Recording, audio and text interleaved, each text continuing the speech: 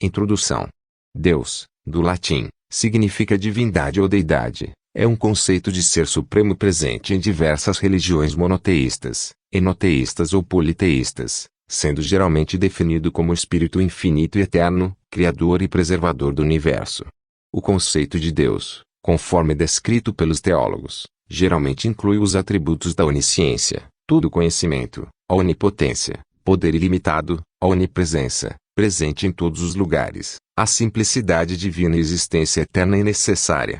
As muitas concepções diferentes de Deus e as reivindicações concorrentes quanto às suas características, objetivos e ações levaram ao desenvolvimento de ideias do pandeísmo ou de uma filosofia perene, que postula que existe uma verdade teológica subjacente, a qual todas as religiões expressam um entendimento parcial. 13º que ela é a deusa maligna do destino e uma serva de Hades, tendo agido ocultamente desde os tempos mitológicos como a responsável por causar inúmeras calamidades por onde lançasse seu infortúnio. Ela foi a verdadeira arquiteta por trás do mal que acometeu Saga de Gêmeos, ao qual quase culminou na derrota de Atena e seu exército nas guerras santas do século XX. Como uma deusa cuja fama se deve às calamidades que é capaz de causar desde a era mitológica, que é tida como uma poderosa divindade, ainda mais por ser a única serva de Hades a não ter sido selada no fim da Guerra Santa do século XVIII. Entretanto, é indicado que Quer não é tão poderosa quanto Thanatos e Hipnos ou mesmo Atena, visto que não era capaz de destruir seu selo por conta própria. Quer é extremamente rápida, sendo capaz de desviar e derrubar Canon de Gêmeos com um só ataque antes que o próprio pudesse registrar sua movimentação. Como a deusa do destino e do infortúnio, Quer tem o poder de observar e controlar o destino dos mortais, sabendo qual ação seria adotada e levariam para atingir determinados objetivos, bem como quais seriam os resultados de suas ações. Da mesma forma, ela tem a capacidade de manipular a expectativa de vida daqueles a quem usasse para cumprir seu objetivo, como impediu Saga de se matar por seus crimes até que não tivesse mais utilidade para ela. Sendo a deusa do destino, Quer ter autoridade divina sobre a vida e a morte. Fazendo uso do poder de Hades, ela poderia trazer Saga, máscara da morte e Afrodite de volta à vida desde que servissem ao Imperador dos Mortos. Da mesma forma, Quer poderia tirar a vida daqueles que ressuscitou facilmente caso atraíssem e lançar suas almas novamente no mundo dos mortos. Quer tinha a capacidade de gerar as fadas do submundo, as utilizando principalmente para vigiar e espionar aqueles que ressuscitou. 12º lugar, Eris. Ela é a principal antagonista do filme O Santo Guerreiro. Ela retorna à Terra no século XX como oponente de Atena e dos Cavaleiros de Bronze, visando destruir a humanidade por meio do caos. Foi a primeira divindade não canônica a surgir. Junto a Hades e Apsu, Eris é uma das poucas divindades a usar tanto seu corpo hospedeiro como o verdadeiro corpo. Eris é a deusa grega da discórdia, conforme interpretada em Saint Seiya. A principal antagonista do mangá Sentia Show, ela é uma das principais inimigas de Atena, bem como sua meia-irmã. Ela é a mãe das Dríades e das divindades mais maliciosas do panteão grego. Ela ama nada mais do que trazer sofrimento à humanidade, o que ela faz através de suas sementes de discórdia, que corrompem os corações dos homens. Ela tem sido a causa de inúmeros conflitos e guerras, principalmente a Guerra de Troia. Ela também está fortemente implicada em ter sido a serpente que fez Adão e Eva caírem do Jardim do Éden. Eris possui um cosmo devastador, que pode eliminar qualquer tipo de vida ao ser emanado. Quando Eris está em seu corpo original, a devastação é ainda mais assustadora. Eris também tem o poder de, não apenas matar, mas o de reviver. Ela também possui um tridente, com o qual pode projetar rajadas de cosmos ou simplesmente arremessá-los contra o alvo. Ela e suas dríades têm alta manipulação das plantas, e pode plantar sementes malignas que trazem discórdia entre o mundo e crescem de acordo com a malignidade humana. Esse é o seu objetivo, já que ela vê humanos como peões apenas. Ela, além disso, doa poder às dríades. 11º lugar, Thanatos. Ele é um dos deuses mensageiros de Hades na série. Sendo o deus da morte, seus golpes consistem em colocar o adversário em um sofrimento físico que até sua própria alma implora por perdão, arrebentando com o corpo do inimigo, fazendo ter uma visão pior que o inferno. Tal fato é o suficiente para acabar com a mente do oponente, tirando-lhe a razão. Thanatos manipula os fios da vida das pessoas, podendo assim matar quem ele preferir, em qualquer distância que esteja. Sendo um deus, Thanatos possui um cosmo divino extremamente poderoso, capaz de levar à morte a qualquer mortal. Também consegue controlar o cosmos supremo, conhecido como nono sentido, usado apenas pelos deuses. Por sua natureza impiedosa, Thanatos possui um poder de combate que transcende o dos humanos. Somente foi derrotado por Seiya por sua arrogância em achar que os humanos não passam de insetos e subestimar o poder das armaduras divinas. 10º lugar, Hypnos. Ele é um dos deuses mensageiros de Hades na série. Sendo o deus do sono, Hypnos tem a capacidade de colocar os seus oponentes em estado de sono eterno, retirando o sentido de dor da pessoa e enfraquecendo pouco a pouco, deixando-os vegetativos e indefesos. Também pode levar seus oponentes para o mundo dos sonhos, Yumekai, que é governado por ele.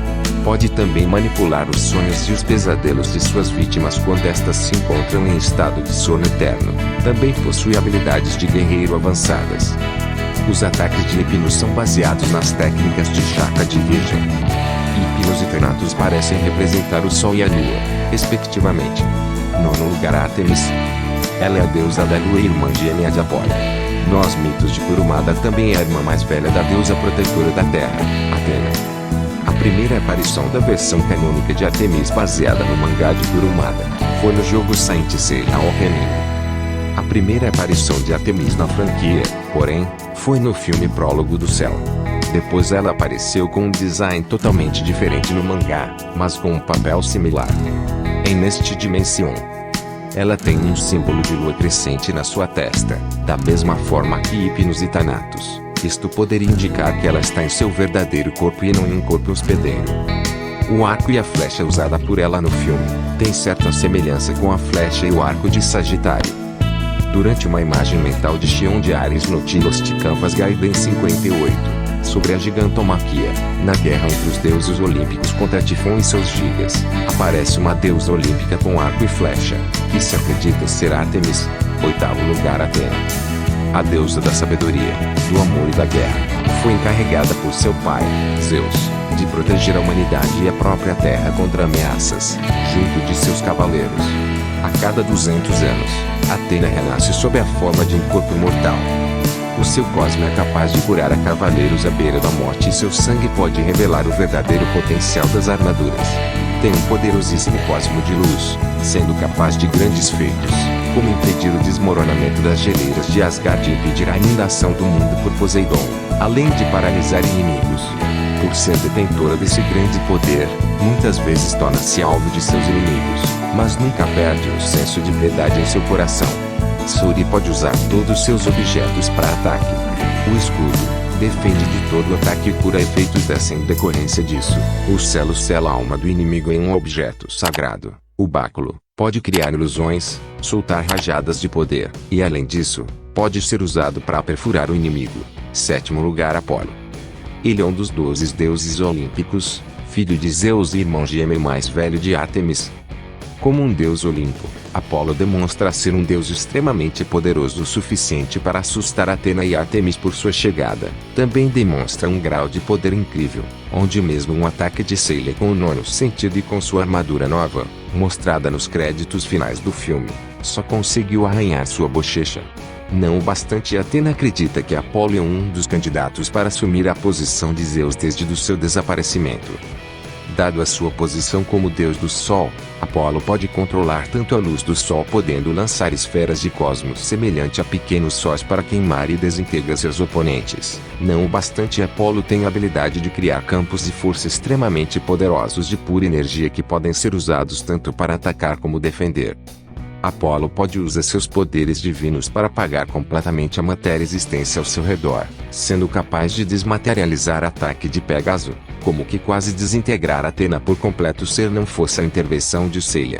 Seu poder nessa técnica é tão grande que Seiya, mesmo com muito esforço, não pôde conter seu ataque, aniquilando todo o espaço ao seu redor por completo. 6º lugar, o todo-poderoso filho de Zeus, Febo Abel. Ele, o antigo deus do sol na era mitológica, acabou sendo destruído pelo próprio pai e pelo deus Apolo, por estes temerem suas crescentes ambições. Inexplicavelmente, porém, ressuscita nos tempos modernos com o firme propósito de punir a raça humana por seus atos, devolvendo a terra ao controle dos deuses. Acompanhado de sua guarda pessoal, os Cavaleiros da Coroa do Sol, Abel busca se aproximar de sua irmã menor, Atena, esperando contar com seu apoio para pôr em prática o fim da humanidade. Como força adicional, Abel ressuscita os Cavaleiros de Ouro mortos na Batalha das 12 Casas, concedendo-lhes sua proteção. Abel mostra ser uma divindade extremamente poderosa. É mencionado no filme pelo mestre ancião que seu poder se equiparava ao de seu pai Zeus, ler a nota, tendo o pleno domínio do cosmo. Quando partiu para destronar seu pai, muitas divindades foram necessárias para derrotá-lo. Apenas depois de uma longa e grande batalha cósmica Abel foi derrotado. É visto no filme que Abel é capaz de recriar armaduras como fez com os Cavaleiros de Ouro mortos. Fica mais visto isso quando Yoga recebe a armadura de Aquário intacta, sendo que na luta contra os soldados de Abel, a armadura foi destruída.